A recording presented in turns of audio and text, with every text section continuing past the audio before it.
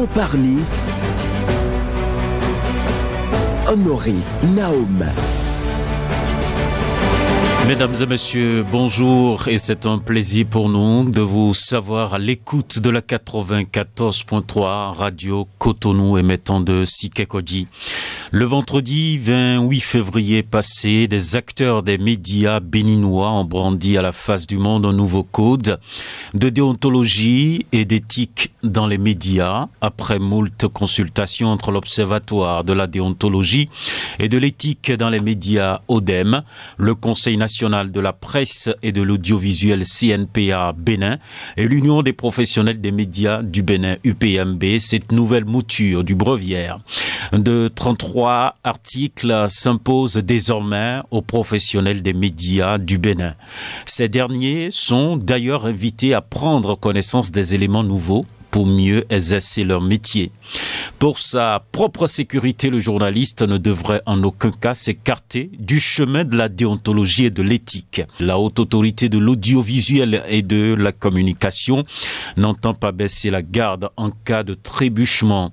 Audition publique, suspension d'organes et retrait de cartes de presse font la une de l'actualité. Pour en parler ce dimanche, nous recevons Monsieur Ulrich Vital Arotondi. Il est le président de l'Observatoire de déontologie et de l'éthique dans les médias. Monsieur Arotondi, bonjour. Bonjour, monsieur le journaliste. Merci d'avoir accepté notre invitation. C'est moi. Voilà. À la mise en onde de cette émission, Ghislain Agbangba, la prise de vue Job Tikpey, à la présentation Benjamin Honoré Naoum. Le standard sera ouvert dans une quarantaine de minutes pour vous permettre, chères auditrices et auditeurs, de poser vos questions au numéro 01 40 11 17 18 ou le 01 50 52 52 73. Vous pouvez aussi déposer vos questions via WhatsApp sur le numéro 50 52 52 73. S'il vous plaît, des questions courtes. Et voilà, à nouveau bonjour à vous, monsieur Ulrich Vital Arotondi. Oui, bonjour et bonjour à toutes les auditrices, à tous les auditeurs de Radio Cotonou, à tous les Cotonois. Merci. Je le disais, vous êtes le président de l'Observatoire de la déontologie et de l'éthique dans les médias. Qu'est-ce qui vous a conduit là? Belle question. Oui. Je ne peux pas dire qui m'a conduit là. Qu'est-ce qui m'a conduit là fondamentalement? Je vais peut-être dire que la vie est un ballet. Et la vie est un ballet et ça ne se danse qu'une seule fois. Et donc on suit le mouvement pendant que la courbe vous conduit à des endroits, des responsabilités. Il faut avoir quelquefois le courage de les assumer, de surtout dire oui à certains qui vous font confiance et qui pensent que vous pouvez apporter quelque chose. Et donc, je pense que c'est le cours du destin. Nous n'avons aucun mérite particulier à ça. Ça veut dire que vous avez été appelé à compétir, c'est ça? Parce qu'il faut quand même une compétition pour venir là. C'est une compétition. C'est plusieurs personnes qui candidatent et puis après c'est l'Assemblée spéciale qui fait un tri, c'est le public qui opine et donc voilà un peu c'est cela. D'accord. Alors depuis 2 ans, vous présidez l'ODEM. Parce que je vais dire bientôt, bientôt plutôt, parce que vous êtes, pour être plus précis, vous êtes installé donc dans cette fonction ou bien les nouveaux membres ont été installés le 17 mars 2023. Oui, 17 mars, c'était donc au niveau de l'Assemblée spéciale, mais le 3 mai précisément, nous avons été installés. Voilà, à l'ambassade, et je pense au ministère des Affaires étrangères. Voilà, c'était le 3 mai 2023. Voilà, et donc depuis 2023, et donc vous êtes à la tête de l'Observatoire de la déontologie et de l'éthique dans les médias. Voilà, depuis bientôt 2 ans, qu'est-ce qui vous a le plus choqué? Bon, en termes de choc, je vais dire plutôt, nous sommes dans un apprentissage continu. Et donc, nous avons noté que de façon générale, nous avons beaucoup de largesse avec les règles au niveau donc de notre profession. Beaucoup de journalistes n'arrivent pas fondamentalement à se coller aux principes. Et également, l'environnement est précaire. L'environnement est suffisamment précaire. Et vous êtes scandalisé de savoir que le journaliste est mal payé, il n'est pas payé. Vous êtes également scandalisé de savoir que personne ne s'en préoccupe, ni même les journalistes eux-mêmes. Parce que nous ouvrons nos antennes, nous ouvrons nos colonnes aux politiques, mais nous ne parlons pas suffisamment de nous-mêmes, des conditions de travail, des conditions d'exercice du métier. Et donc, je pense que ce qui me choque le plus, c'est surtout cette léthargie, cette torpeur dans laquelle nous sommes nous-mêmes acteurs des médias. Nous n'avons pas une conscience suffisante, une conscience élevée de la qualité de ce que nous faisons, du rôle clé que nous jouons pour le développement. Et je pense que c'est là le vrai déclic. Il faut avoir la force du désir et la volonté de bâtir une corporation forte, crédible, capable d'apporter quelque chose de nouveau au développement. On vous dira que dans d'autres secteurs, c'est la même chose. Mais quelle est la particularité, en parlant bien entendu, des acteurs des médias? J'ai pas envie de dire que nous sommes... Parce que ailleurs, d'autres ne sont pas payés. Bien sûr. D'autres toujours travaillent dans des conditions difficiles. J'ai pas envie de dire que nous sommes la prunelle du développement. Mais en réalité, quand vous prenez le métier que nous exerçons, c'est-à-dire la manipulation de l'information, le contrôle de l'information, le service de l'information, nous sommes des ouvriers de l'information. Et... vous allez me dire combien de personnes ne se réveillent pas le matin et qui regardent leur téléphone, leur télévision, leur poste radio pour avoir la bonne information. Et donc, nous sommes en fait au cœur de l'information pour le développement. J'ai l'habitude de dire que l'information de qualité est un produit de développement. Et donc, si le journaliste qui sert l'information pour permettre aux politiques de décider, pour permettre aux familles de prendre des décisions, à chaque citoyen de pouvoir s'orienter, si ce journaliste-là n'est pas bien loti, n'est pas bien considéré dans la société, vous voyez donc qu'il y a un hic. C'est pour ça que je pense que notre métier est important. Il est plus qu'important, il est très important. D'accord. Alors, j'ai demandé ce qui vous a le plus choqué, vous l'avez dit, donc les conditions de vie, de travail des professionnels des médias. Mais qu'est-ce qui vous rassure ? Ou bien rien ne vous rassure? Non, évidemment, nous vivons d'espoir. Je dis, qui me connaît, c'est que ma phrase fétiche, c'est garder toujours allumée la flamme de l'espoir. Il est important que nous puissions vivre d'espérance. Et ça, c'est très important. Et je peux vous dire que je regarde quand même au sein de cette corporation des gens de qualité qui travaillent en toute conscience et qui essayent donc de maintenir cette flamme allumée. Oui, ça, c'est rassurant. Je vois une volonté manifeste des nouveaux acteurs qui arrivent et qui essayent quand même de tenir l'éthique par le bout. Et je pense qu'il y a de fortes chances que demain soit meilleur. Parce que aujourd'hui, vous voyez quand même une certaine qualité qui arrive, malgré tout. Malgré tout, et dans le contexte que nous sommes. Donc moi, j'ai beaucoup d'espoir. J'ai beaucoup d'espoir que les choses vont se mettre en ordre et que les acteurs qu'il faut vont pouvoir envahir et investir les médias pour que nous puissions avoir effectivement cette qualité que nous attendons. Vous savez, on dit souvent chez nous, j'aime bien nos proverbes, que tant que les lions n'auront pas leur propre historien, l'histoire racontera toujours que les chasseurs ont la gloire donc de tuer les lions constamment. Et c'est de ça qu'il s'agit. Il faut que, au cœur de notre travail, nous puissions nous-mêmes devenir les acteurs de notre propre gloire, chanter cette gloire, présenter. Et il y a dans nos écoles qui arrivent, à l'université qui est là, ainsi de suite, il y a aujourd'hui de la graine qui naît. Et je pense qu'il faut l'arroser. Il faut l'arroser justement avec l'eau de la déontologie, l'eau de la qualité, l'eau de l'éthique, pour que les gens comprennent que le métier a besoin d'être cadré, encadré, pour que nous puissions continuer à servir le développement. D'accord. Alors, est-ce qu'aujourd'hui on peut dire que la vision de M. Arotonji a totalement changé en allant donc au niveau de l'ODEM pour regarder de plus près donc ce qui se fait dans ce métier? Est-ce que vous avez, ou bien la manière dont vous avez toujours pensé le métier, c'est resté, et donc cette vision est restée la même, ou bien quelque chose a changé? Il faut dire que l'exercice, comme je l'ai toujours dit, est un apprentissage continu. On découvre. Vous avez peut-être dans votre tête des évidences. On pensait que tout allait de soi. Mais je peux vous assurer que rien ne va de soi. Il faut chaque jour construire quelque chose, construire un bout de chemin, et pour espérer que vraiment le puzzle soit en entier un beau matin.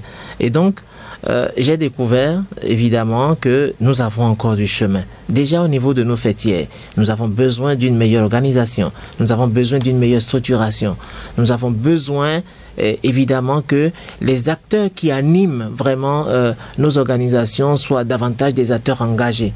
Parce que vous n'êtes pas sans savoir que l'observatoire, c'est du bénévolat. Et donc, il faut non seulement travailler pour son média, mais il faut avoir le temps de travailler pour la corporation. Et donc, il faut plus que de la volonté. Il faut vraiment un engagement tenu et soutenu pour que vraiment nous puissions aller plus loin. Ensuite, j'ai découvert également que dans la corporation, nous n'avons pas toujours les mêmes objectifs. Il y en a qui viennent s'installer, évidemment, et qui vivent une certaine, entre guillemets, promiscuité coupable, je vais dire, avec le milieu d'affaires, avec les milieux politiques, avec un certain nombre d'engagements, et qui donc sont obligés de faire le métier comme ils l'entendent.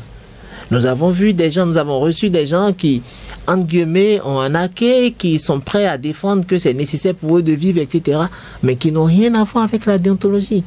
Et ça aussi, c'est des surprises. Nous avons appris cela.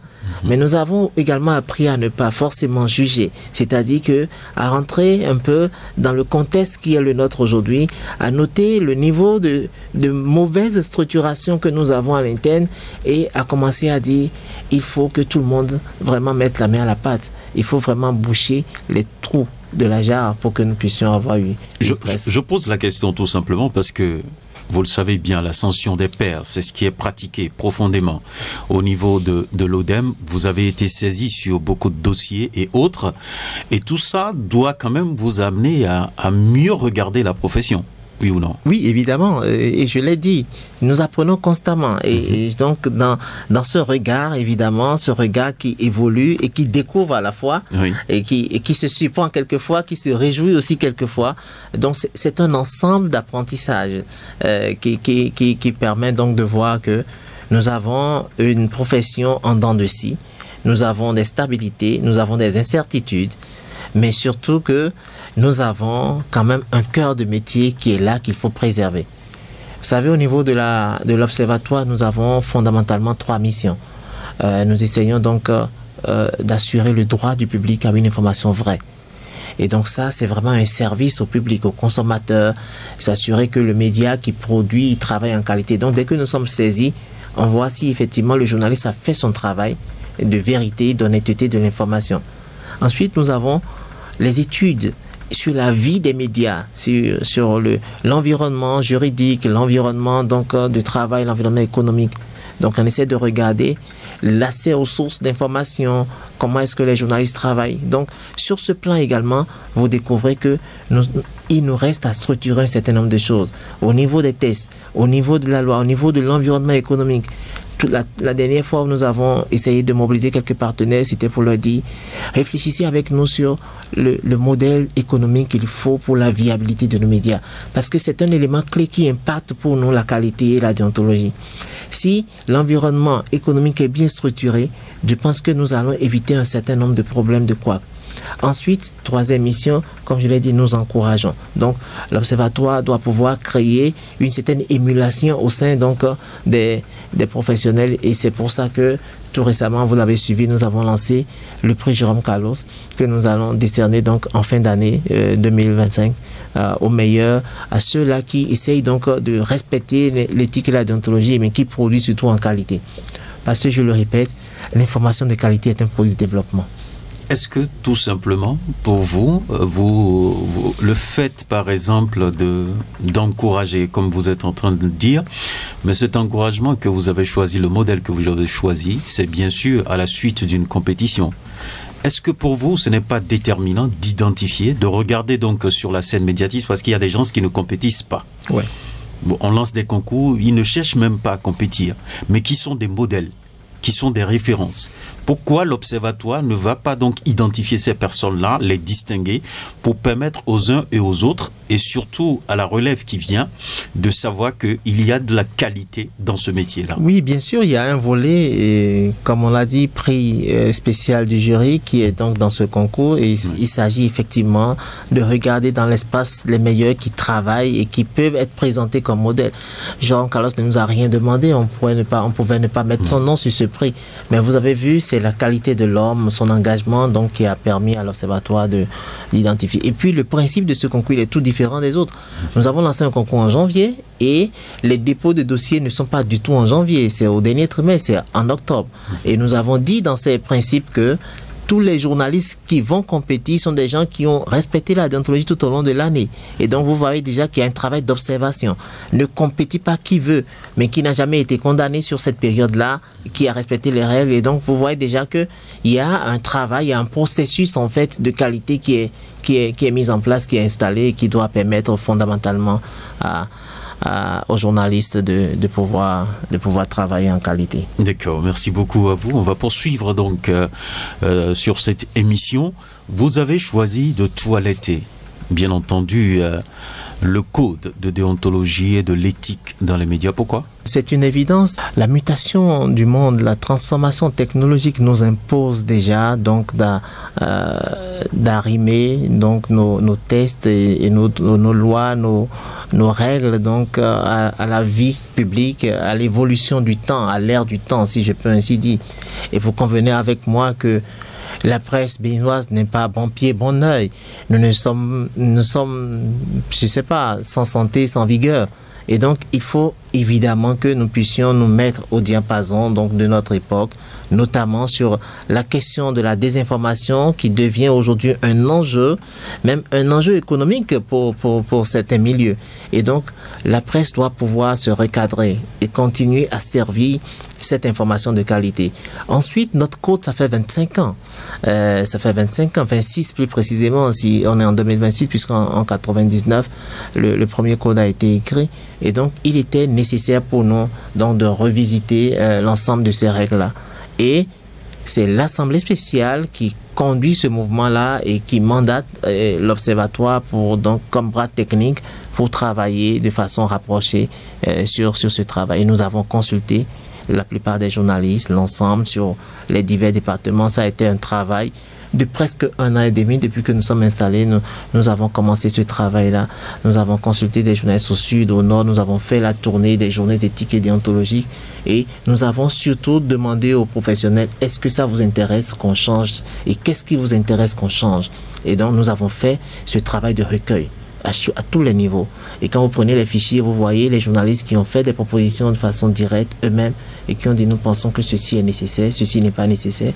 On a travaillé vraiment ensemble et pour que ce travail soit aujourd'hui un fruit partagé par tous.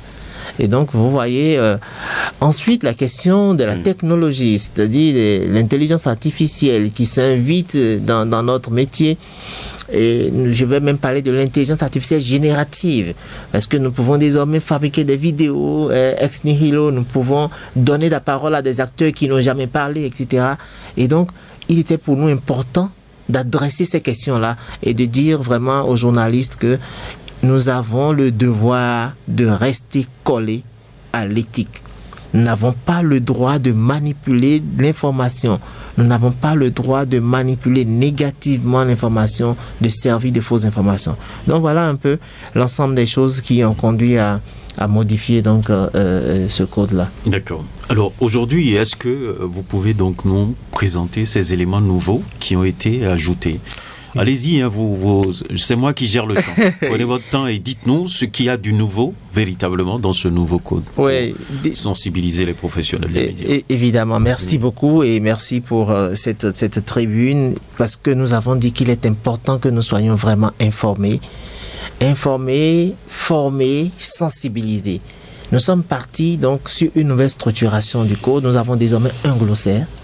Oui. Et donc, dans ce glossaire, vous avez un certain nombre de définitions ces définitions nous renseignent sur ce que nous pouvons rencontrer, croiser dans nos reportages, avoir des précisions sur comment est-ce que nous pouvons conduire, évidemment, nos publications et nos éditions.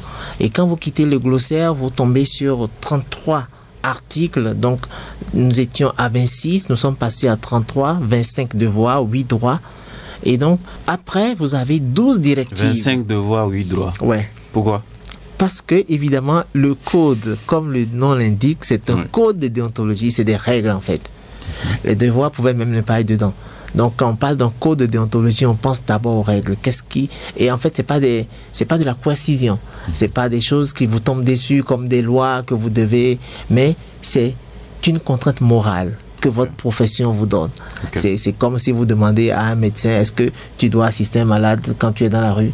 C'est une évidence. Parce que ça peut paraître bizarre pour des gens, des journalistes qui disent nous sommes donc dans des situations difficiles et tout, mais quand ils présentent leur code, ils préfèrent mettre l'accent sur les devoirs que les droits. Oui, c'est pourquoi c'est important de leur expliquer que un code de déontologie, c'est d'abord des règles qui régissent un métier. Et en fait, ces règles permettent en fait de conduire le métier. Ce n'est pas des règles qui vous donnent des contraintes extraordinaires. Non, c'est le cœur de votre métier en fait qui est décrit là. Et vous allez voir que dans ces droits qui ont d'ailleurs évolué, il n'y en avait que 6.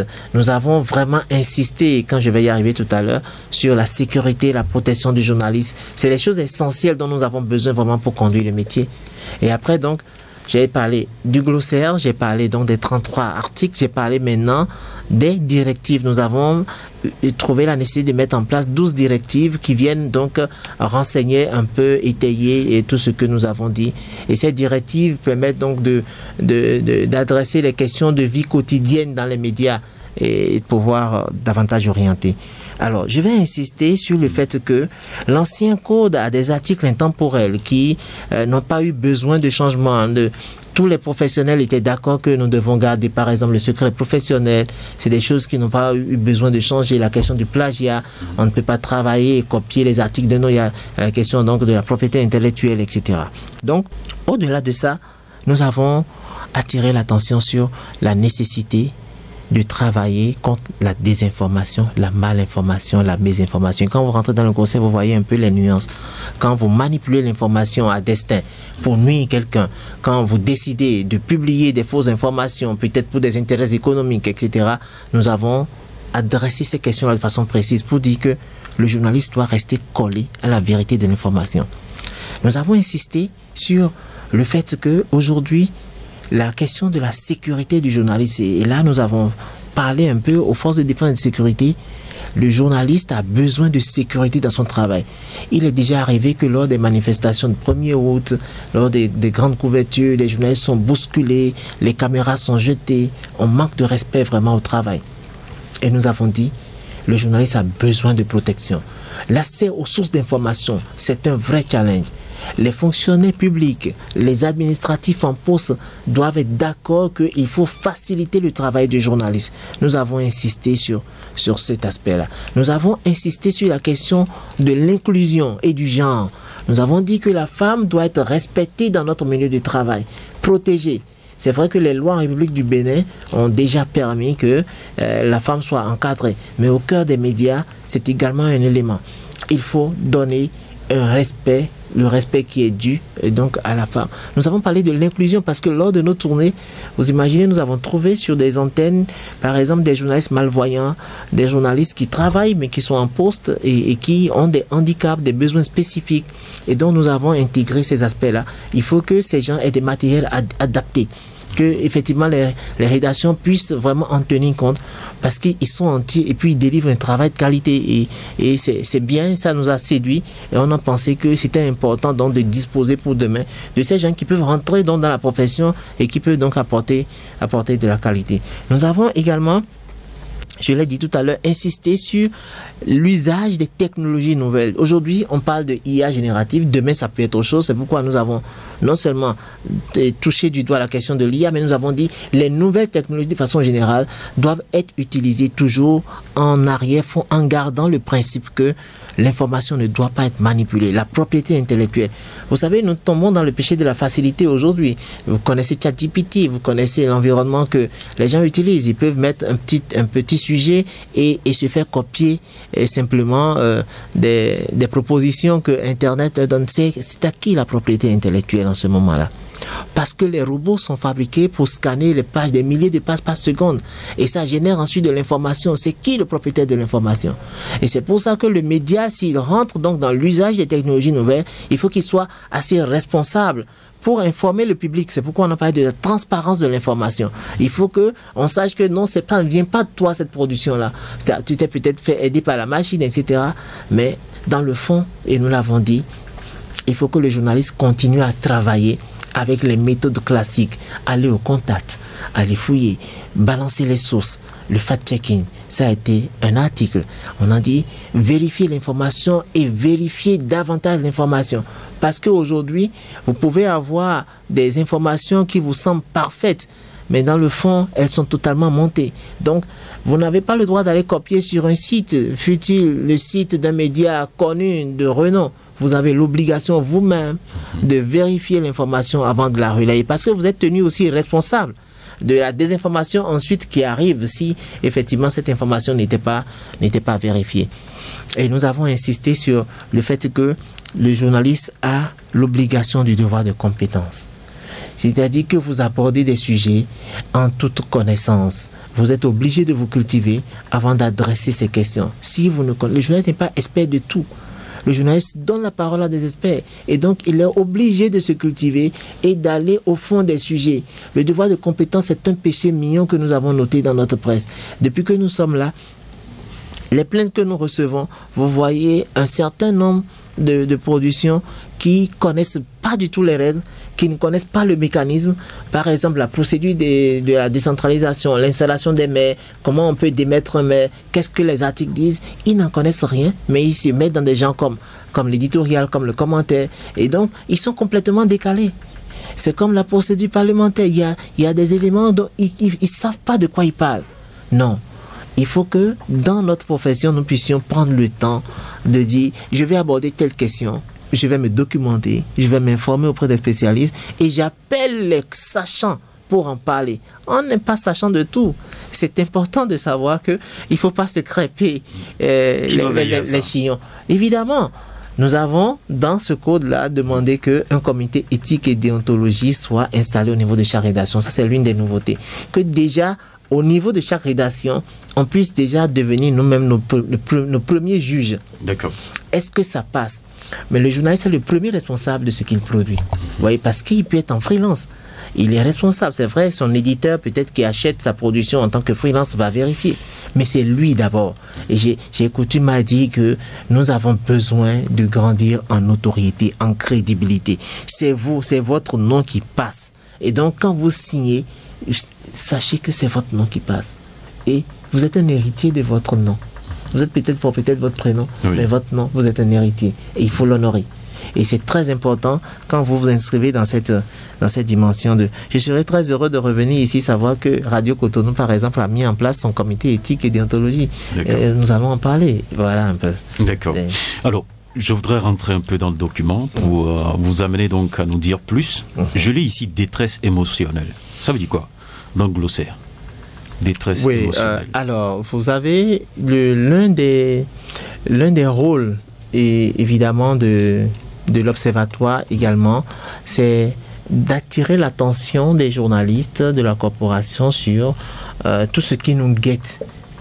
Quel est l'environnement juridique? Je vous ai dit tout à l'heure que l'une de nos missions, c'est de voir l'environnement juridique. Et la détresse émotionnelle a été une trouvaille de nos députés qui ont mis dans la loi du numérique, et notamment à partir des articles 550 et suite, que lorsque vous diffusez par le biais du numérique des informations qui portent atteinte donc à une tierce personne qui pourrait se retrouver en détresse émotionnelle, et donc ils ont estimé que ça va faire un péché ou une faute punie d'amende et d'emprisonnement au niveau donc de la loi du numérique. Attendez. Oui. Attendez. Revenez. Donc, je prends par exemple un cadre de la République qui détourne de l'argent. Oui. J'ai des documents et je veux publier sur lui. Oui. Je dois tenir d'abord compte de son état émotionnel, c'est ça? Non. Pour savoir si ça peut, ça peut l'envoyer à l'hôpital ou bien ça peut le rendre fou. Je veux savoir. Oui. Pas du tout. Pas du tout. C'est-à-dire que toutes les fois, rappelez-vous, c'est lorsque l'information n'est pas fondée. Et donc, comme l'exemple que vous avez donné, prenez également l'exemple contraire, en vous disant que vous êtes assis dans votre télé, dans votre divan, Oui. vous regardez peut-être le nom de votre père défiler sur un réseau social ou à la télévision. On en dit qu'il est allé peut-être chercher 2 ou 3 femmes, qu'il a fait ci, qu'il a fait ça, etc. Et le journaliste n'a pas pris le temps d'aller regarder, de fouiller et de savoir que oui, c'est vrai. Et donc, il a dit un gros mensonge. Donc, je prends le cas contraire pour vous dire, en ce moment-là, vous voyez l'état de santé que vous avez l'état de santé que l'ensemble donc de la famille, etc. peut avoir. Ça fait que, évidemment, il faut faire attention. Et donc, nous avons, en tenant compte de ce que le législateur a prévu, d'attirer l'attention des journalistes sur ce qui a été dit. Vous allez voir qu'à des endroits donnés, les définitions ont été donc sourcées par rapport donc au code d'information et de la communication pour rappeler que ça, c'est déjà notre cadre législatif. Donc, c'est bien de le savoir pour ne pas tomber dans ces travers-là. Parce que notre rôle également, c'est de défendre la liberté de presse. C'est de nous assurer qu'on n'a pas enfermé un journaliste vraiment de façon arbitraire. C'est également ça. Et vous êtes témoin. C'est également de dire au public, non, le journaliste n'a pas besoin d'être intimidé. Dès que nous recevons des plaintes où c'est pas fondé, il faut rappeler tout ça au public. Donc voilà pourquoi ce glossaire-là a rappelé donc ces éléments de notre environnement juridique pour dire, attention, il y a un certain nombre de choses, mais dans le fond, ça revient déjà à ce que nous avons dit, d'équilibrer l'information, d'adresser les sources, de vérifier ce que vous dites. Vous ne pouvez pas avoir un dossier, comme on dit, en béton avec vos enquêtes et puis être inquiété. Et déjà, la loi même vous renvoie. La loi vous renvoie en termes de jugement au code. C'est le code de l'information et de la communication qui vous juge en tant que journaliste et non le code du numérique. Donc voilà un peu ce que ça peut vouloir dire. D'accord. Et le volet concernant l'intérêt public? Oui. Vous voyez, la question de l'intérêt public dans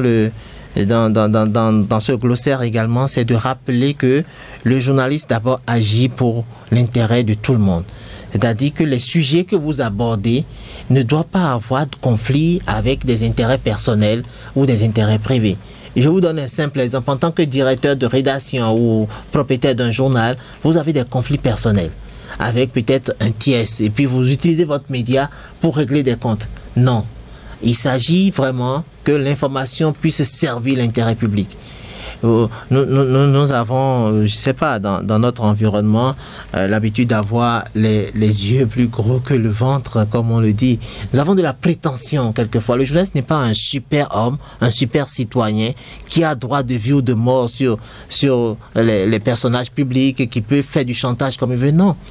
Le métier se fait avec règles et si vous abordez une question, c'est que la question a un intérêt public et donc la question doit pouvoir servir la cause commune et non vos intérêts financiers, vos intérêts personnels. D'accord. Alors, vous dites très bien que les journalistes ne vivent pas bien dans la cité. Mais au même moment, à l'article 5, vous maintenez donc l'intégrité professionnelle, les dons et les libéralités. Donc, le journaliste, il fait le travail, à jeun, il pourra dormir, il n'a rien à gagner, il n'a rien à recevoir. C'est ça? Oui, la question des perdièmes, ça a été un gros débat pendant toutes nos consultations. Oui. Les journalistes ont abordé cette question dans tous les sens. Vous savez, nous sommes dans un code de déontologie. On ne peut jamais écrire dans un code d'aller toucher des perdièmes. C'est pas possible. Je vais vous rappeler qu'en 1991, en mai, à Windhoek, en Namibie, lorsque nous avons fait la réunion, c'est-à-dire que quand je dis nous, les journalistes ont décidé donc de faire la déclaration d'une presse libre et indépendante, on a rappelé les principes fondamentaux qui doivent gouverner notre métier. Et nous ne pouvons pas nous écarter du fait de ce que l'argent, les perdièmes touchés peuvent entamer profondément notre liberté et donc notre indépendance. Nous devons rester sur l'indépendance du travail. Mais qu'à cela ne tienne, il faut, et c'est ce que nous avons dit dans notre pratique, il faut que le public également soit suffisamment informé sur la publicité, les pages publicitaires et sur la communication au sein donc des médias. Oui, le média a droit à la publicité. Le média a droit à des pages d'insertion. Quand je suis tranquille dans ma rédaction ou bien à la radio ou à la télévision et que vous décidez de faire de votre information une publicité et que vous m'adressez un courrier pour dire j'ai tel événement, vous adoptez donc la posture de quelqu'un qui veut de la publicité. Je veux votre manchette. Non, je veux les headlines. Je veux donc votre ventre le ventre du journal, je veux les oreilles. Ça a un coût. Il faut passer à la régie, il faut payer. Et donc, mais vous n'avez rien à payer sur le terrain. Et c'est de la responsabilité, nous l'avons dit, donc du patronat ensuite, de veiller à ce que le journaliste soit payé, soit retrocédé dans ses droits. Si il doit être payé mensuellement, si c'est un contrat de pige, donc on en tienne compte. Mais lorsque vous êtes une structure et que vous travaillez pour l'intérêt public, que vous avez donc des actions sociales, engagez des communicants ou ayez des conseils en communication. Donc vous décrivez, vous décidez de faire un communiqué que vous mettez dans le milieu public, surtout dans le réseau des médias. Si ça intéresse les médias, il vient couvrir. C'est en ce moment-là, vous avez partagé une information, vous n'avez invité personne. Et vous n'êtes pas du tout obligé de payer quelqu'un. Parce que vous avez estimé que cette information est d'intérêt public, vous l'envoyez donc dans le réseau et les médias qui sont intéressés ou en fonction donc de leur champ d'intervention, ils s'arrogent ces médias. Mais vous ne pouvez pas continuer à dire que le journaliste, il est malade, il n'est pas bien soigné, il n'est pas bien traité et puis vous dites simplement que j'ai une activité, j'ai qu'une des pédiams à vous payer. Il faut que les administrations sortent de ce principe-là. Que le journaliste ne devra pas vivre de per diem. Non, c'est une insulte. C'est pourquoi nous avons estimé que sur les lieux de reportage, il faut éviter. Et ça a fait l'objet d'une autre directive. En bas, quand vous allez rentrer, vous allez voir que si vous voulez faire de la publicité, adressez-vous aux régies, faites de la publicité. Si vous voulez faire de l'information, informez. Et puis, les journalistes viennent couvrir ce qu'ils peuvent couvrir en fonction de leur choix. C'est eux qui décident en ce moment de dire ça m'intéresse, je vais sur votre activité. Et là, vous n'avez rien à payer. Mais en tant que fonction publique, administration, il faut qu'on arrête de chosifier le journaliste avec des questions de liste à remplir. Et payer les rédactions n'ont qu'à s'occuper des journalistes. Oui, faire les rangs. Quelquefois, vous entendez des gens vous dire... et pour combien? Pour 5 000. 2 000 francs. 2 000 francs. Voilà. 1 000 francs quelquefois. 1 000 francs quelquefois. Oui, non, c'est triste. Il faut que les gens réalisent que ils insultent le métier. C'est pas normal, c'est pas possible. Et si nous ne décidons pas, je vous ai dit tout à l'heure, il faut des historiens lions pour raconter l'histoire des lions. C'est comme ça. Il faut que vraiment, au niveau de la corporation, nous décidions de dire non, nous ne sommes pas à ça près en fait. Oui, vous avez étudié, vous avez fait des années d'études et des années de pratique. Tout à fait. Et donc, à partir de ce moment, il faut qu'on réalise que ça n'avance pas la profession. Et qu'on a besoin de se réorganiser, de mieux se structurer pour être à l'aise. J'ai toujours dit que l'information, c'est une âme. Est-ce qu'il faut conseiller peut-être à ces gens-là qui, comment dirais-je, riment leur vie, en quelque sorte, qui arriment tout, donc au per diem, aux 2000 francs, aux 1000 francs, est-ce qu'on doit leur dire, bon, messieurs ou mesdames, changez de métier, partez? Je pense que s'il le faut, oui.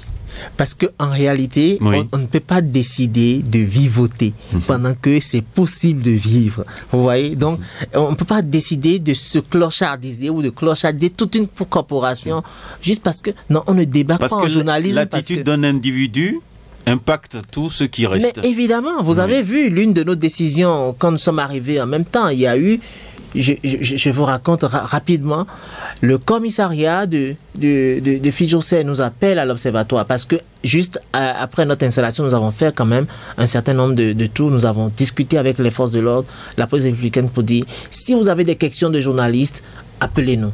Nous allons d'abord régler. Si on ne peut pas régler, vous pouvez continuer les procédures. Et ça a fonctionné, ça fonctionne.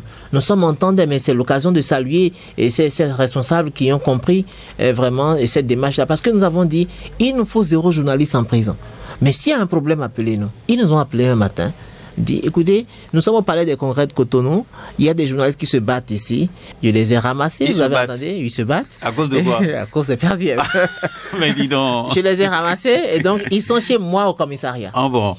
Et donc on en fait une délégation. Okay. Et l'observatoire, nous sommes allés là-bas, récupérer donc nos confrères, négocier avec le commissaire pour dire, écoute, laisse, on va gérer ce problème-là au niveau de... Donc on a envoyé une voiture au niveau de l'observatoire. Et puis nous avons ramassé, nous aussi, ces confrères, que nous avons déposés donc à l'observatoire. Nous avons eu presque 3 heures de séance. C'est ça. Pour dire, mais attendez, c'est pas possible, quoi. Des journalistes qui se battent entre eux. Et on a fait à cause des 5 000 ou 2 000 là. Oui, et nous avons dit, mais c'est pas possible. Et donc, il s'agissait donc des personnes qui ont décidé de vilipender le métier. Nous avons dit non. Et nous avons rendu des décisions à l'occasion. Et donc, il est important que ces gens qui décident de faire comme ça soient conseillés. Ils peuvent devenir des racoleurs, il n'y a pas de problème à côté.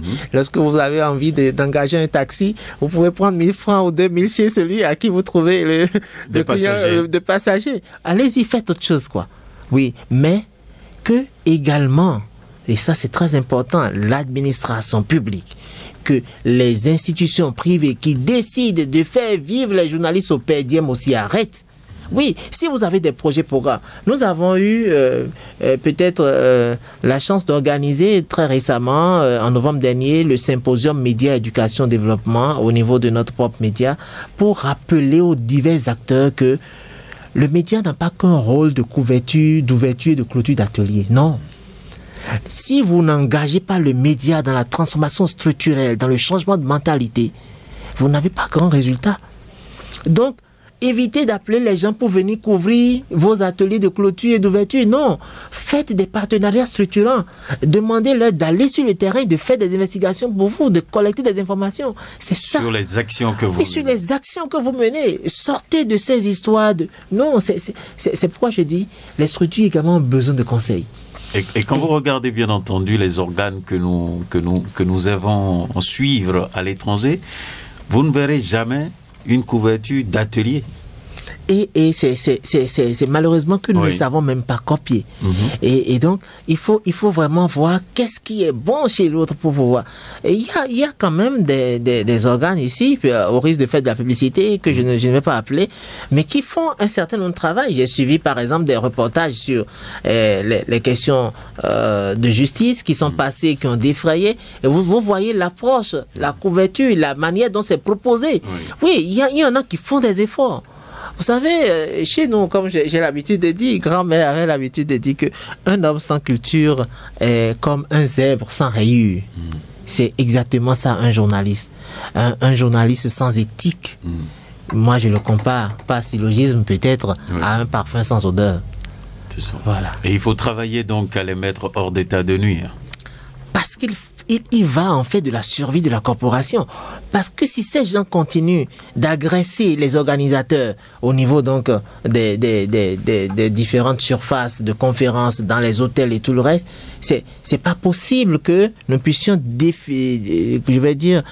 tenir l'honorabilité du métier. Oui, il est important qu'on reste vraiment sur le principe que on ne tombe pas dans le journalisme par effraction. On ne tombe pas, on n'est pas des mécaniciens, on n'est pas des, on n'est pas des peintres. Chacun a son métier. Et donc, si vous ne vous sentez pas capable. Surtout qu'aujourd'hui, il y a des écoles qui forment. Il y en a plein. Et même si vous ne faites pas une école, parce que je suis un défenseur également de ça, même si vous ne faites pas une école et que vous rentrez dans une rédaction sérieuse, que vous faites le parcours, oui, vous pouvez, en termes d'expérience, avoir. Prenez les graphiques en France aujourd'hui. Il y a plus de journalistes non formés à l'école que de journalistes formés à l'école. Et pourtant, les gens respectent les règles. Donc, quand vous rentrez dans une corporation, vous vous informez, vous vous formez et vous vous adaptez. Mais vous ne pouvez pas rentrer et puis importer des pratiques malsaines. Non, il y a un code dans lequel il faut s'inscrire et honorer donc ce métier. D'accord.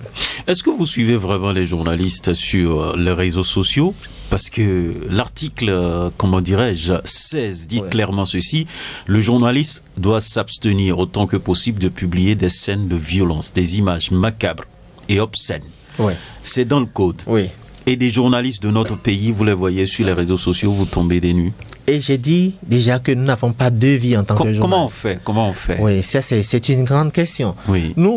Nous avons au niveau donc de l'observatoire un pouvoir, je vais dire, moral. Nous avons une coercition morale. Nous essayons donc de dicter des règles et de dire c'est ce que nous devrions faire. Vous voyez? Et quand vous êtes formé, vous savez que vous n'avez pas à montrer du sang à l'écran, vous savez que vous n'avez pas à montrer des blessures à l'écran, vous n'avez pas à montrer des visages.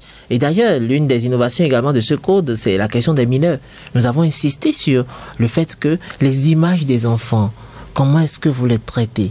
Comment est-ce que vous les diffusez? Et comment est-ce que vous devez obtenir des autorisations préalables, même en cas de réjouissance? Parce que l'enfant est l'homme de demain, comme on le dit. Et il ne faut pas qu'aujourd'hui, vos diffusions puissent entamer la carrière d'un enfant plus tard. Pour dire, il était dans telle position. Non, il faut faire attention aux enfants. Donc, sur les réseaux sociaux, et ce n'est pas que cet article, nous avons insisté sur le fait que même les commentaires suscités par vos publications doivent être gérés par vous. Parce que vous pouvez écrire aujourd'hui, entre guillemets, ce Peul-là, il a fait ci. C'est des trucs que nous ne pouvons jamais écrire. Le Peul a un nom. Et donc, ce n'est pas parce qu'il est Peul qu'il a fait ceci. Oui, il faut éviter ces stigmatisations qui disent que telle communauté, telle entité est. Si vous, l'être est là. C'est comme on attrape le voleur et dans l'article, on dit qu'il est de telle région, il est de telle nationalité. Et que les gens de telle région, de telle nationalité ont coutume. Et donc c'est suffisamment. C'est un drame. Oui, c'est un drame.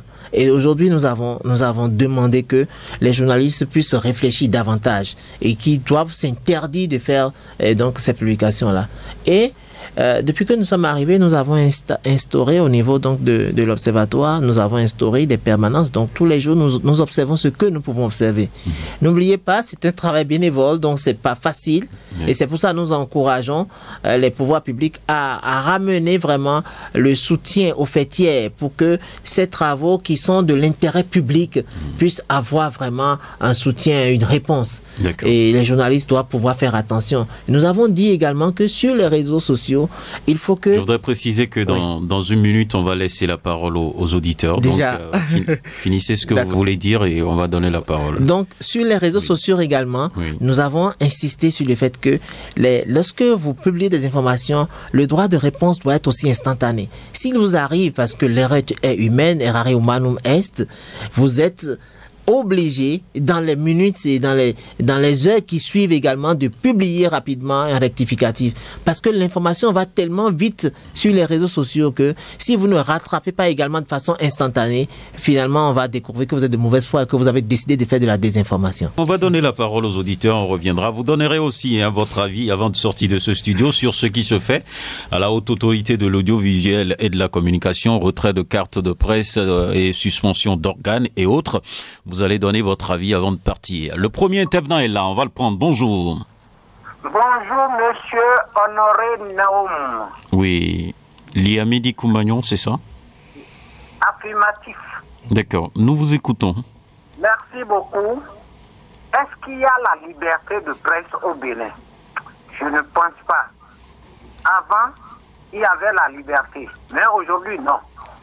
Est-ce que normalement, la police doit garder un journaliste ou un lanceur d'alerte, ou bien on le met sous convocation d'aller apporter les allégations de sa déclaration.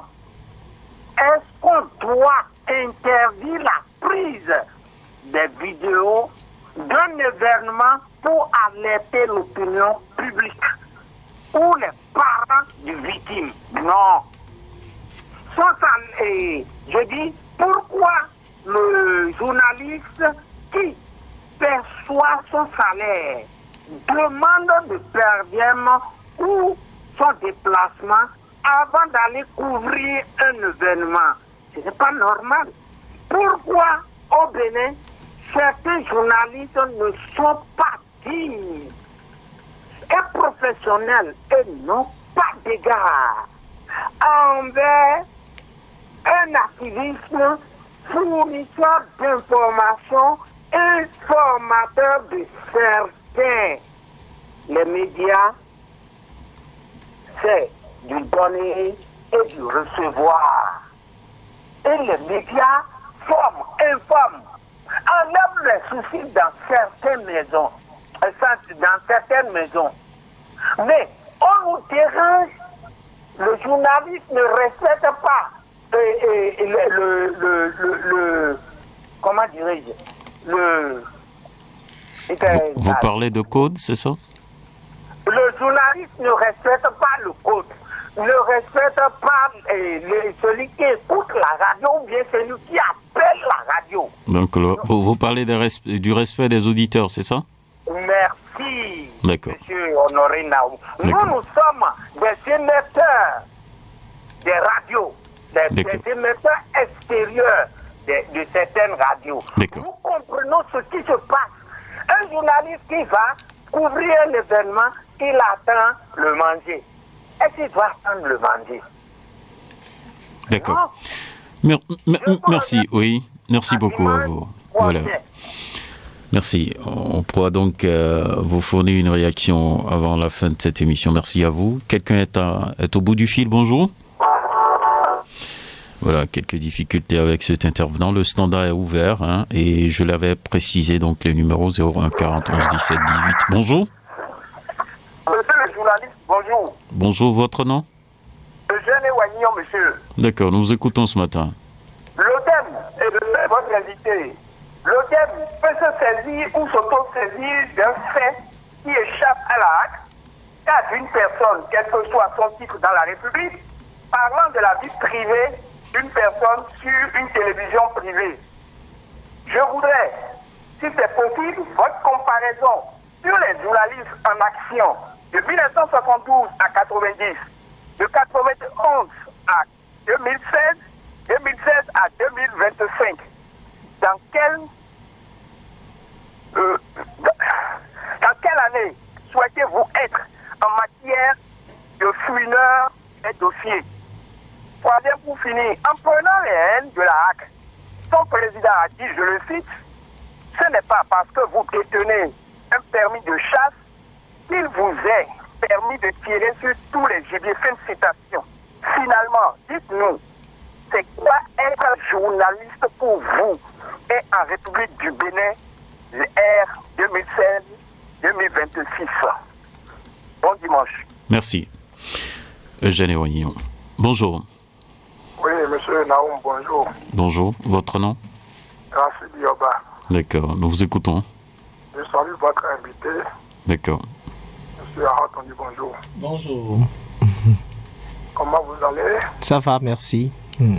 Ok, moi, la situation du Golfe FM et un groupe qui presse la Gazette du Golfe, mais nous inquiète, nous préoccupe beaucoup. En matière de mesures conservatoires, monsieur Arat, on dit, il faut nous expliquer. Parce que nous, on n'a pas compris la conservation de cette mesure de suspension de la Gazette du Golfe. On n'a pas compris. Et c'est pourquoi ça a trop mis du temps pour décider du sort de cet organe de presse. Jusqu'à ce que le promoteur a même arrêté tout, il a désalé les matériels. On n'a pas compris ce qui se passe réellement. Si la RAC est incapable, quel rôle, quelle disposition l'ODEM a pris par rapport à l'ouverture ou fermeture de la Gazette du Golfe? C'est un peu. D'accord. Merci beaucoup. Et nous allons poursuivre. S'il y a un autre, bonjour. Bonjour, monsieur Benjamin Honoré Naoum. Oui, votre nom? Sébastien Nyokosou. D'accord, nous vous écoutons ce matin. Je salue votre invité. D'accord. Bonjour. Merci beaucoup. Le journalisme est un métier noble, mais il me semble que certains journalistes ne sentent pas que leur métier est un métier noble et se permettent de faire de n'importe quoi, que ce soit dans la presse écrite, ils écrivent tout et vous allez demander s'il y a contrôle. Et sur les radios, télévisions, vous allez constater où des journalistes prennent position contre même les auditeurs et voulons défendre coûte que coûte leur chapelle politique. Je le dis ainsi. Est-ce que c'est normal? Qu'est-ce que l'ODEM fait dans ce sens? Deux, est-ce que l'ODEM fait l'effort d'aller dans les médias ou même dans les organes de la presse écrite et contrôler au moins ce qu'on paye à ces journalistes? Parce que quand le journaliste n'est pas bien payé, il ne peut pas bien travailler. Il ne peut pas respecter la déontologie que vous défendez. L'argent est la base de tout. On lui donne l'argent, il peut écrire tout, il peut venir dire tout, ou peut tout raconter. Est-ce que vous êtes en train de faire l'effort de voir les patrons d'organes de presse, de les demander de bien payer les journalistes? Parce que parfois, vous allez voir les journalistes, vraiment, ça ne va pas. Ma dernière préoccupation, Oui. nous, leaders d'opinion que nous sommes affiliés à vous, nous sommes vos amis, mais est-ce que vous avez un plan pour nous, leaders d'opinion, communément appelés Gognier, parce que moi, je me rappelais, entre-temps, on avait décerné un certificat. En ce moment, c'était en 2000, bon, je ne me rappelle pas. Mais jusqu'à ce jour, il n'y a plus une organisation où on appelle les leaders d'opinion, alors que nous sommes les affiliés, et on ne nous appelle pas, on ne fait rien avec nous. On est nous de la formation, au moins aussi la formation. Est-ce que ça existe encore? Et même les journalistes, il faut être vous chercher à les former, la formation des formateurs. Est-ce que ça existe? Voilà mes quelques questions ce matin. Je suis content de vous. Et nous sommes toujours derrière vous parce qu'il y a des journalistes qui font bien leur boulot. D'accord. Ils n'ont rien envié à ceux de l'étranger. D'accord. Merci. Merci beaucoup. Quelqu'un là encore là? Bonjour. Bonjour le plateau. Oui, votre nom? Je m'appelle Rolonou Simon Assis. D'accord, nous vous écoutons. Question. Est-ce que le code s'adresse uniquement aux journalistes ou aussi à nous qui faisons de temps en temps incursion sur les médias avec nos terminaux? Si oui, veuillez mettre ce code à la disposition de tous les sachants qui s'y intéressent. Troisième question. On apprend au temps en temps que parfois que certains journaux sont inféodés à de certains pouvoirs et ne sont que le chantage de ce pouvoir-là. Est-ce que vous ne pensez pas que ce genre de choses peuvent discréditer ces journaux et empêcher certains citoyens de lire ces journaux-là? Voilà mes préoccupations. D'accord. Merci beaucoup à vous. Au revoir. Quelqu'un encore là? Ok, bonjour. Oui, monsieur Naoum, bonjour. Bonjour, votre nom? Taoufik Akoulopano. D'accord, nous vous écoutons. Et je dois d'abord appuyer ce que mon frère Nyankoso vient de dire. Oui. Parce que aujourd'hui, dans le secteur médiatique, je crois qu'on ne veut pas, il y a des choses à corriger. Et tout à l'heure, ce qu'il disait, c'est une attestation. Je l'ai aussi reçue. C'était le 21 février 2017. Et la remise de ces attestations a été délivrée par certains hommes des médias, parce que sur l'attestation, vous verrez UPMB, Union des professionnels des médias du Bénin, et de l'autre côté, l'UNESCO. Et c'est dans le cadre de la célébration de la Journée mondiale de la radio. UPMB, en collaboration avec l'UNESCO, m'a décerné cette attestation le 21 février 2017.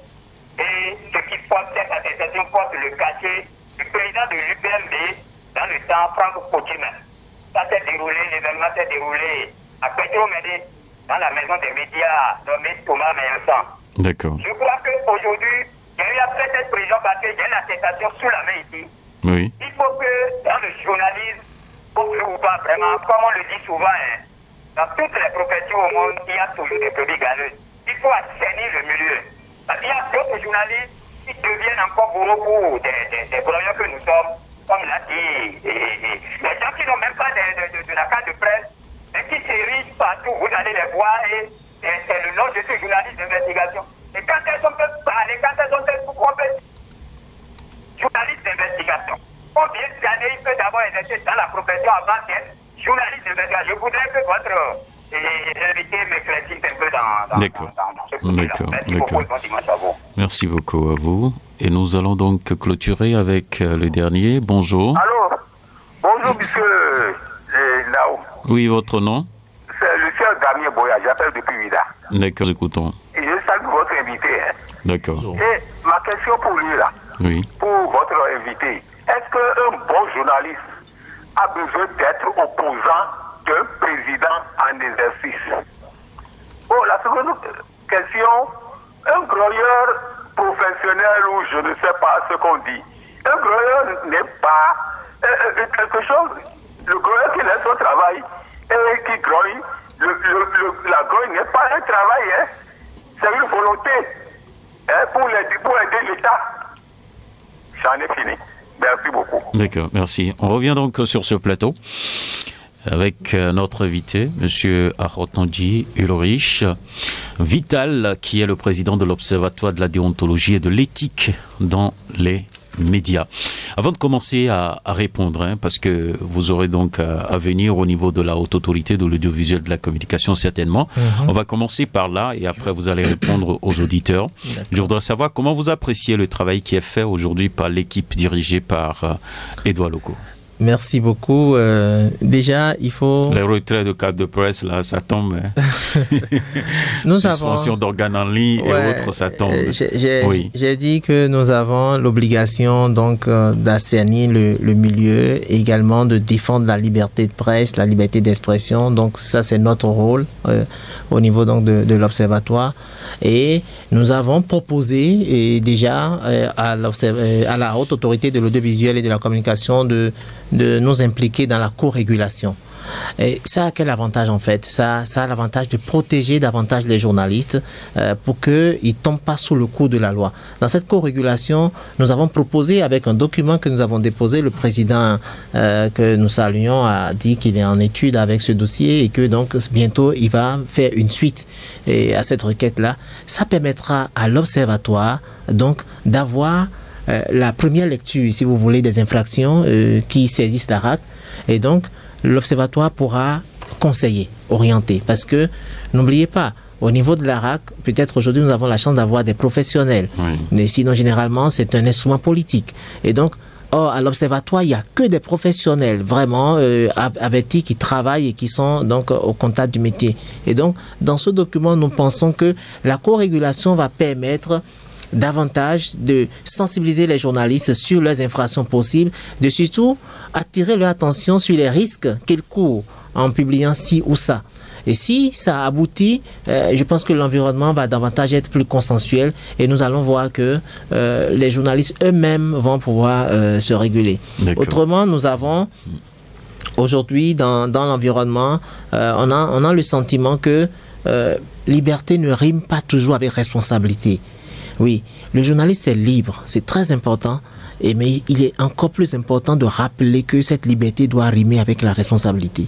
Vous ne pouvez pas décider d'insulter sans avoir des preuves. Et déjà, dans notre propre culture, on n'insulte pas des adultes, on n'insulte pas. Vous pouvez porter des informations, vous pouvez porter des accusations si vous voulez, vous pouvez dénoncer des faits, mais vous n'avez pas le droit d'insulter. Et notre code le dit clairement. Et donc, c'est important que nous puissions revenir sur les fondamentaux du métier. Et moi, je pense que quand on est collé à ça, ça ira. La RAC Edouard Loko, ça vous rassure? La manière dont ça a démarré là? Ça a commencé et je pense que l'homme est là. Ou bien ça vous fait peur? Non, nous, on a déjà dit que nous apprenons constamment. Il faut observer. Dans l'apprentissage, vous regardez. Parce que vous n'êtes pas en direct à la télé, mais en direct à la radio. Je vous vois sourire sur la question. Non, même si je souris, ça n'enlève rien. J'ai toujours le sourire au visage.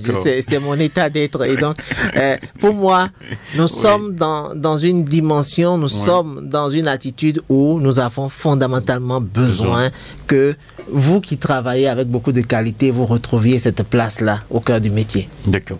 Liamidi Koumagnon, pour revenir donc aux auditeurs, parle de liberté de presse.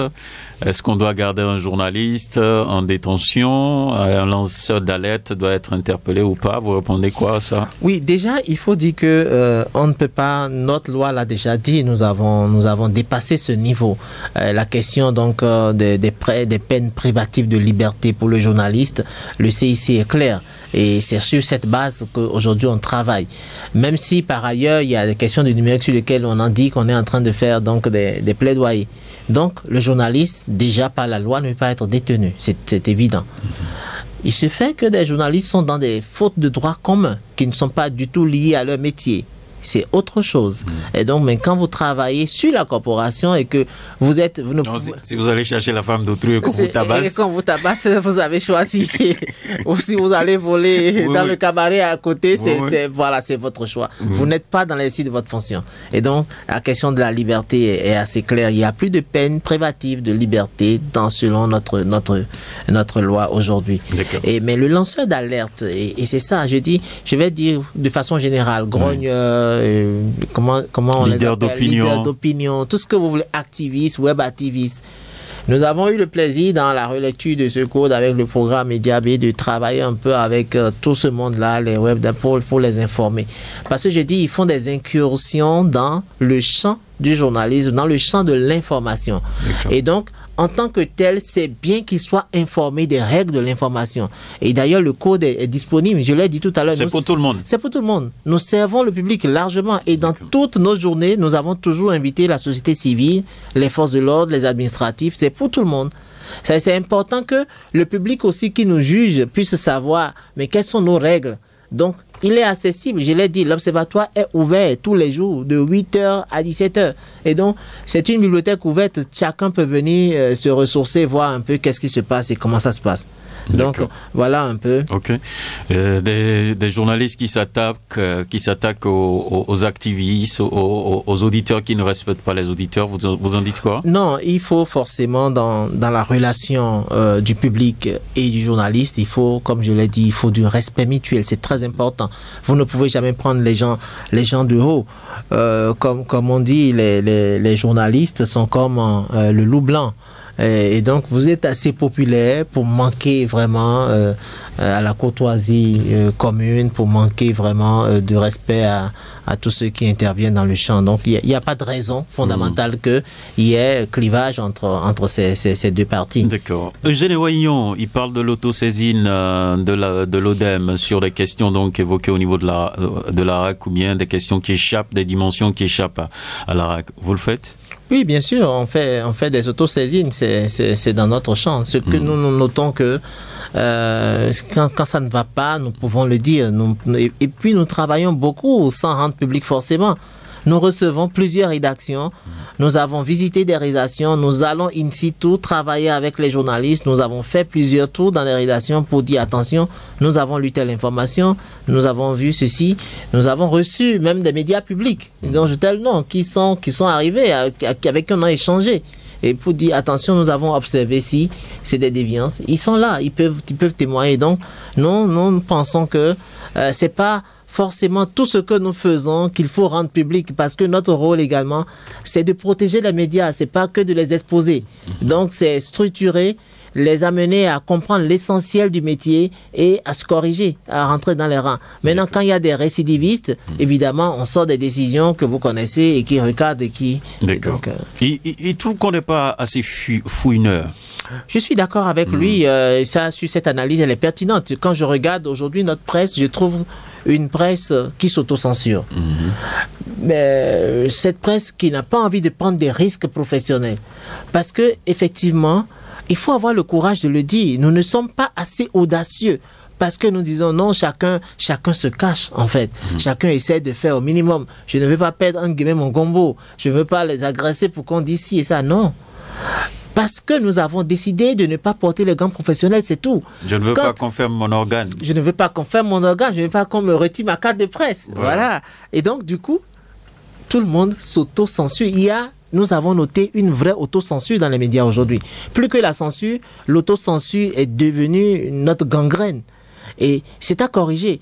Parce que je pense qu'il faut décider de respecter toutes les règles professionnelles, de travailler, si c'est une enquête, d'y aller avec tout ce qu'il faut, avec toute la mesure qu'il faut, et maintenant de faire face vraiment à la régulation, si la régulation veut s'infiltrer dans ces questions professionnelles. C'est pour ça que nous avons demandé qu'on ait une co-régulation et que nous ayons la primeur des dossiers pour donner des avis techniques, des avis professionnels sur la question. Donc je suis totalement en phase avec lui que nous avons aujourd'hui des médias peureux, des journalistes qui décident de faire un minimum parce que le service minimum.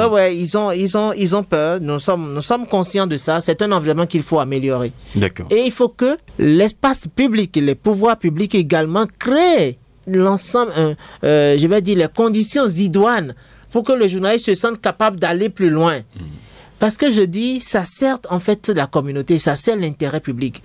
Il n'y a que de bien à avoir des journalistes capables de vous sortir les meilleurs dossiers. Il n'y a que de bien pour l'État. Parce que le chef de l'État sera informé sur des sujets peut-être que les conseillers lui cachent à cause des intérêts particuliers.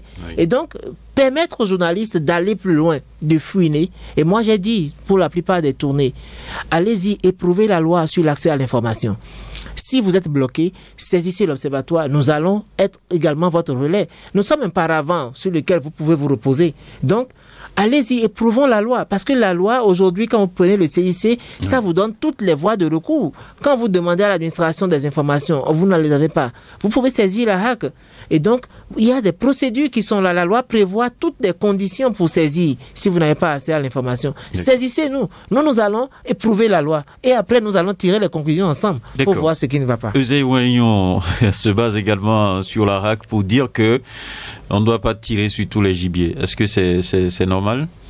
Non, en réalité, je pense que il faut comprendre que le journaliste est d'abord impartial. Il fait de l'équilibre.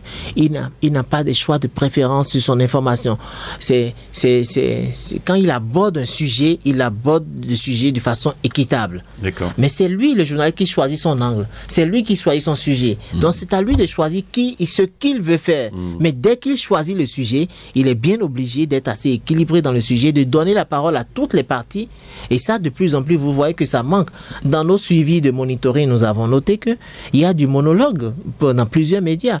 Les gens n'arrivent pas à contrebalancer vraiment l'information. Et nous avons souhaité, même dans notre dernière tournée, dans certaines télévisions, donner la parole aux minorités, donner la parole à tout le monde. Mais rester professionnel, c'est tout ce qu'on demande. Les espaces de télévision, les espaces de réseaux sociaux, nos médias ne doivent pas devenir des écrans de diffusion d'insultes. C'est contre notre propre culture déjà. Mais aujourd'hui, vous voyez les gens qui s'alignent simplement, ils vous sortent tous les matins des titres qui insultent les autres, littéralement, qui portent atteinte à leur vie privée. C'est pas normal. Il faut avoir le courage de se dire qu'on n'a pas besoin de ça réellement. D'accord. On va évoluer. Rachid Yoba, dossier groupe de presse La Gazette du Golfe. L'Observatoire fait quoi? Oui, vous vous rappelez, l'Observatoire avait... D'abord, ils veulent même comprendre ce que ça veut dire, mesure conservatoire. Oui, déjà, le président de la HAC a le pouvoir discrétionnaire, à un moment donné, donc, de décider de fermer médias compte tenu des informations qu'il a, de l'importance du sujet, de l'importance de la faute, des mesures etc. conservatoires qui deviennent comme des structures bétonnées. Et donc, on ne pétanque plus. Oui, ça pose un problème, non? Évidemment, je pense que c'est comme je l'ai dit, il faut un dialogue permanent. Et nous sommes inscrits dans ce dialogue-là. Parce que le régulateur, lui, il travaille avec les lois de la République. Il est obligé donc de faire respecter un certain nombre de principes et de tests. Mais à côté, les associations que nous sommes, l'Observatoire, nous travaillons également pour que ces mesures-là n'empêchent pas la liberté d'expression, n'empêchent pas la liberté de fonctionnement. Il faut dire que la HAC qui est là n'a pas travaillé sur le dossier. C'est Golf FM, c'est la HAC passée. Et en ce temps, nous avons suggéré par un communiqué public, je vous rappelle, qu'il y a une échelle de sanctions. On ne peut pas décider de fermer tout un groupe, juste de fermer parce qu'il y a une faute sur un des médias, vous voyez, des médiums du groupe. Donc, il faut forcément qu'on puisse mettre en place des échelles de sanctions. Et nous l'avons dit publiquement. Et donc, à l'occasion, c'est ce que l'Observatoire a pu faire. Aujourd'hui, je reste convaincu qu'il faut un dialogue. Parce que toutes les fois que des espaces de liberté se ferment, c'est un frein à la démocratie. Il faut que nous puissions travailler à ce qu'on ferme de moins en moins les espaces de liberté et qu'on puisse vraiment travailler à plutôt responsabiliser les acteurs.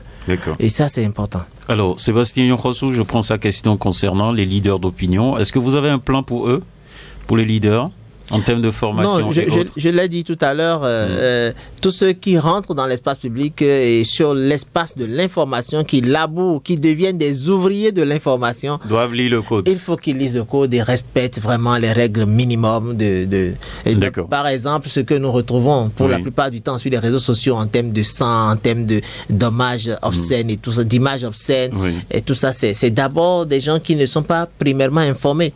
C'est pour ça que nous sensibilisons toute cette couche-là à faire les règles minimales. On a répondu donc ainsi à Narcisse Holonou qui parle aussi de code uniquement pour les journalistes. Non, c'est pour tout le monde. Si vous voulez donc intervenir sur les médias ou bien agir sur les réseaux sociaux, vous devez lire le code de l'information, c'est disponible là. Il a parlé de journaux inféodés. Est-ce que c'est normal?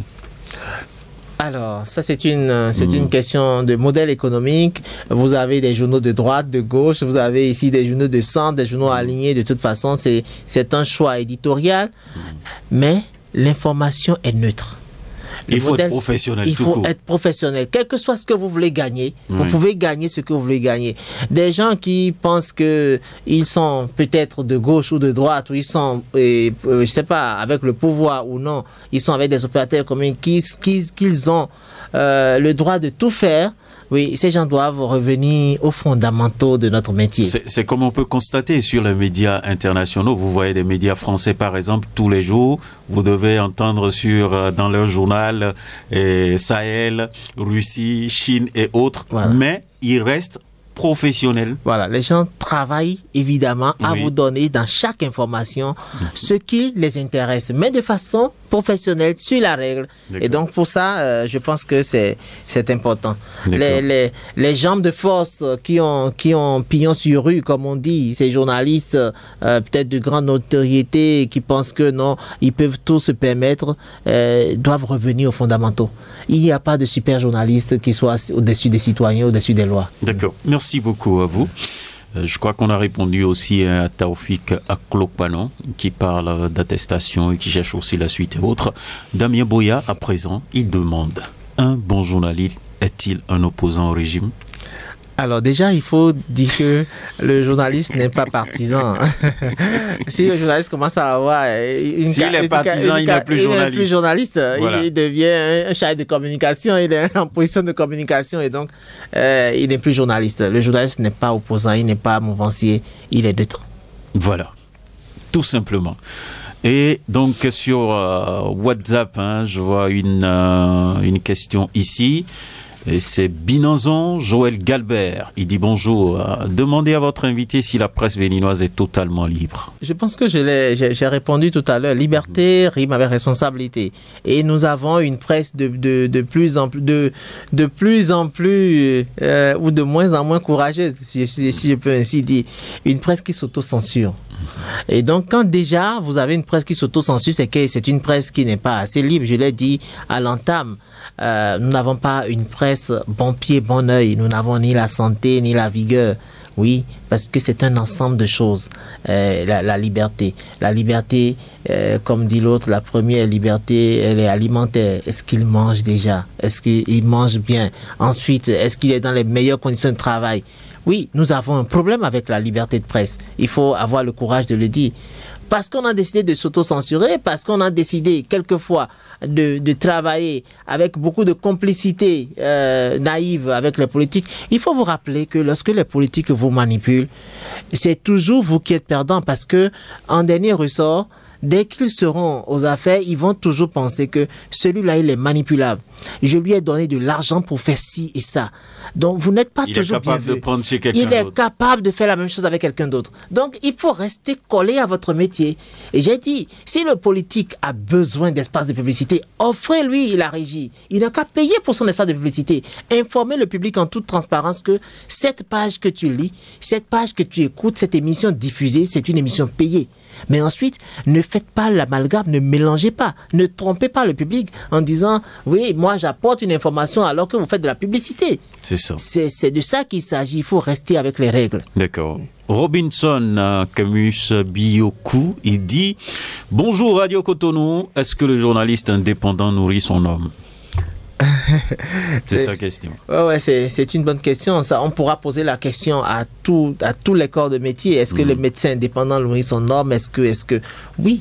En fait, le média de qualité, le journaliste de qualité, quel que soit le métier que vous faites, si vous le faites avec cœur, vous avez forcément de quoi vous nourrir.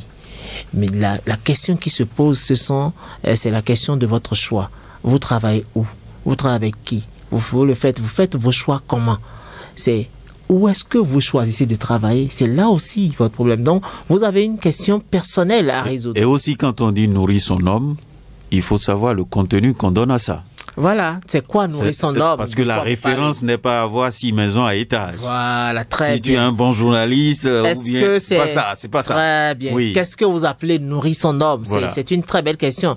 Mais, comme je l'ai dit, il faut que nous puissions travailler, et ça j'insiste, à ce que les entreprises de presse soient davantage viables et que les subventions publiques qui doivent structurer la profession également arrivent. C'est un SOS. Il faut que les pouvoirs publics décident d'accompagner l'information. Parce que j'ai dit, l'information, c'est pas le pouvoir, c'est la vie. L'information, c'est pas le pouvoir, parce que dans le fond, vous décidez à partir d'une bonne information et ça peut impacter toute votre être. Vous savez, cet auditeur qui écoute la radio, il a même en deuxième position dit l'ARAC a annoncé le retour de l'aide à la presse à la veille des élections générales. Qu'est-ce que cela sous-entend? Oui, vous voyez, j'ai toujours dit qu'il faut éviter donc de prêter des intentions. Il faut regarder dans le corps. Pour le moment, nous n'avons pas encore l'aide. C'est annoncé. Nous croyons que ça va arriver. Nous espérons vivement que ça va arriver. Mais ensuite, même quand on te donne de l'argent, on te donne une âme, c'est toi qui la manipules.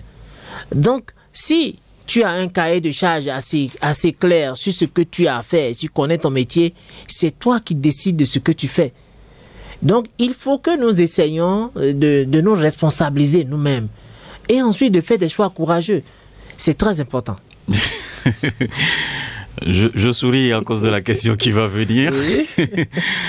Un certain Hugues Apovi, il dit Monsieur l'invité en face de vous, est-ce que vous avez un bon journaliste ou un mauvais journaliste?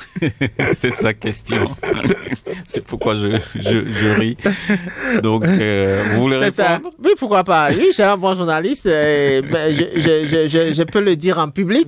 J'ai un bon journaliste qui me reçoit et je suis convaincu qu'il est un bon journaliste. Parce que c'est une question de parcours aussi. On ne décide pas du jour au lendemain. Vous avez la voix, vous avez la qualité et donc c'est à votre honneur et c'est intéressant que Radio Cotonou puisse vous identifier et vous faites bien le job. Merci. Et dit pourquoi je dis ça, si jamais Monsieur Honoré fait une erreur en donnant une information et que on ferme la radio, quelle sera votre réaction? Si il fait une erreur, c'est une question d'erreur. Il ajoute, il dit parce que l'erreur est humaine. Oui, errare humanum est, on l'a dit tout à l'heure. Et je voulais rappeler, nous avons suggéré par exemple à la RAC de Moretti de faire une échelle de sanctions. Oui. Quand on fait des erreurs, et c'est également au niveau du code que nous avons proposé, sur lequel nous travaillons, c'est que le journaliste a un parcours, ce n'est pas au premier coup qu'on sanctionne. Et donc, il peut avoir des erreurs. Et c'est pas quand vous voyez ce qui se passe à la RAC aujourd'hui, les sanctions qui arrivent, vous voyez les échanges de courriers, vous voyez la démarche, vous voyez que la RAC ne décide pas de fermer en même temps. Il y a une démarche. Et ça, c'est à saluer. On donne la possibilité donc à celui qui a fait une erreur de se racheter et donc de pouvoir travailler davantage. Vous savez, il y a un proverbe camerounais qui dit que lorsque vous vous retrouvez 2 fois sous le même arbre, c'est que vous êtes perdu. Donc, vous ne pouvez pas faire la même chose 2 fois et dire que vous êtes trompé. Attention, c'est que vous avez décidé de mal faire. Et donc, il faut qu'il n'y ait pas des erreurs qui entament la responsabilité des autres, la vie des autres. Et je vous l'ai dit, l'information, c'est sensible. Voilà. D'accord. Votre mot de fin? Oui, c'est vraiment vous dire merci. Merci pour... Profitez pour donner des conseils aux professionnels des médias. Ouais, pour ce passage et rappeler que nous avons un code aujourd'hui qui fondamentalement est à l'ère du temps, si je peux le dire ainsi. Nous avons un code qui est à l'ère du temps et j'ai dit tout à l'heure que la vie est comme un ballet. On la danse une fois. Et quand vous avez l'opportunité donc de faire quelque chose, faites-le en grande qualité. De sorte que on puisse garder votre nom, on puisse garder ce que vous avez fait. C'est très important de le faire avec cœur, avec passion, avec amour. Et c'est pour ça que le journalisme, qui est un métier noble, doit pouvoir rimer avec beaucoup de responsabilité. Nous donnons des informations de vie. Nous donnons des informations qui permettent à l'État de pouvoir prendre des décisions qui impactent nos vies. Ça veut dire que nous avons un rôle clé. J'ai dit tous les matins, vous allumez votre télévision, vous regardez votre WhatsApp, vous lisez les journaux pour avoir de l'information. Il y a des hommes derrière qui font ces informations, qui fabriquent l'information, qui traitent l'information. Et donc, il faut forcément que ces gens soient soutenus, entretenus. Et je l'ai dit, un SOS vraiment, que les pouvoirs publics contribuent à structurer ce secteur-là. Qu'on a un statut de journaliste, qu'il rentre dans son métier peut-être avec un niveau de salaire, qu'après des évolutions, il puisse augmenter, que vraiment l'environnement précaire puisse disparaître. Nous avons fait large et nous sommes surpris que les journalistes ne soient pas dans l'âge. C'est dommage. Si c'était l'âge de Noé, je pense que ce doit être les premiers à rentrer dans ces tâches-là. Mais malheureusement, nous n'y sommes pas. Et donc, j'invite les professionnels à s'accorder sur le fait que l'éthique et la déontologie nous libèrent. Le professionnalisme nous libère. Et nous avons besoin donc de rester collés, fondamentalement collés à ces questions-là. Pour éduquer un enfant, il faut tout un village, dit l'adage. Donc, c'est nous tous, c'est un travail collectif.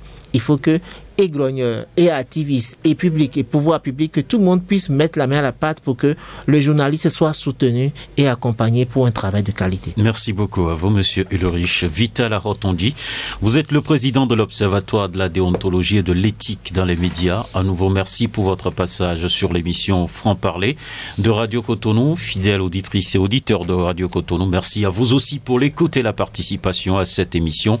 Était à la mise en onde Ghislain Agbangba, à la prise de vue Job Chikpei, à la présentation Benjamin Honoré Naoum. Bonne écoute à vous et restez câblés. Radio Cotonou, c'est la voix des Cotonois. Merci.